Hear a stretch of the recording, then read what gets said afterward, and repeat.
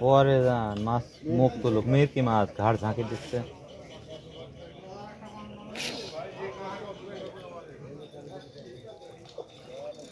ঘাড় ঝাঁকি কি আমার কষ্ট জানে মেয়ের কি রুই মাছ দেখতে পাচ্ছি সোজা রুই হয় তাহলে কি হবে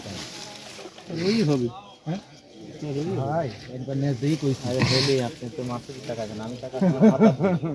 পানির নিচে কয় দিতে আমি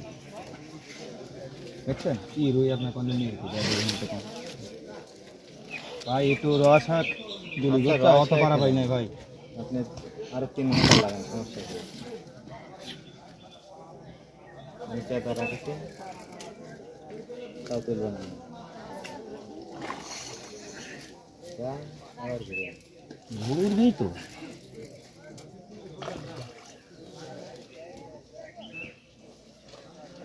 নীর কি তো নীর কি না গেলাস গেলাস কাপ গেলা গেলাস গেলাস গেলাস হয়ে জানি আপনি নেয়া যায় লাল নেয়া আমাদের ভাই এ দিয়ে দেওয়ার সময় হয়ে গেছে একটু ধরো ধরো ভাই একটু ধরে তারপরে দাও হয়েছে ওই হয়েছে যাও ওই হয়েছে যাও ওই হয়েছে যাও আরে যাতে মাছ ধরুক তো মাছ এলে গেল বড়ই আছে